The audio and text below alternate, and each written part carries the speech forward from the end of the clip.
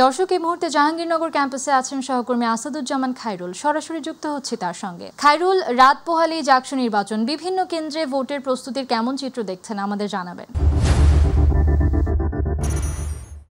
জি আমাতুল, আপনি যেমনটি বলছিলেন, আসলে রাত পোহালেই কিন্তু আগামীকাল 11 তারিখ সকাল 9টা থেকে জাকসু নির্বাচনের ভোট গ্রহণ শুরু হবে।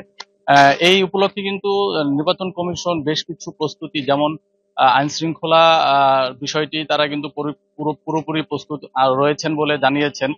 কিন্তু এর পাশাপাশি আরো কিছু বিষয়ে তারা এখন পর্যন্ত সঠিকভাবে প্রস্তুত নেই বলে অভিযোগ করেছে বিভিন্ন প্রার্থীরা। যেমন আমরা যদি বলি যে ভোট গ্রহণের ক্ষেত্রে যে ডোপ টেস্ট করার কথা ছিল, যেটির সময়সীমা ছিল গতকাল সন্ধ্যা পর্যন্ত, সেই সময়সীমা কিন্তু বাড়িয়ে আজকেও কিন্তু ডোপ টেস্ট করা হচ্ছে।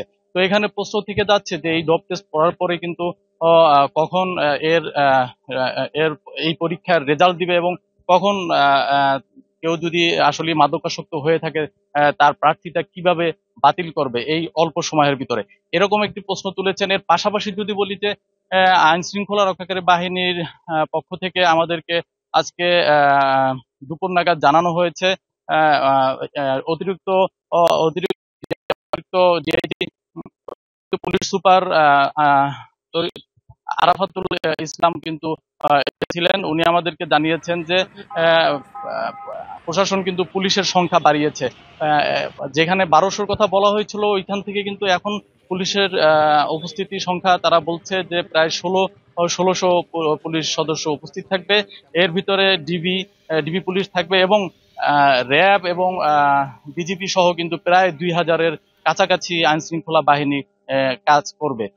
এরপরে যদি আমরা একটু বলি যে এর পাশাপাশি কিন্তু যেই ভোট আগামীকাল ভোটের যে বিষয়টি নিয়ে আরো সংখ্যা করছে, কিছুক্ষণ আগে কিন্তু জামাত শিবির সমর্থিত প্যানেলের জিএস কিন্তু এসে একটি স্মারকলিপি দিয়েছে।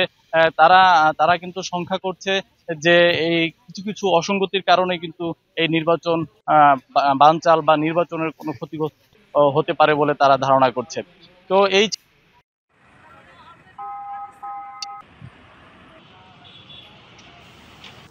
খায়রুল, আপনাকে ধন্যবাদ। দর্শক, জাহাঙ্গীরনগর ক্যাম্পাস থেকে সরাসরি যুক্ত ছিলেন সহকর্মী আসাদুজ্জামান খায়রুল।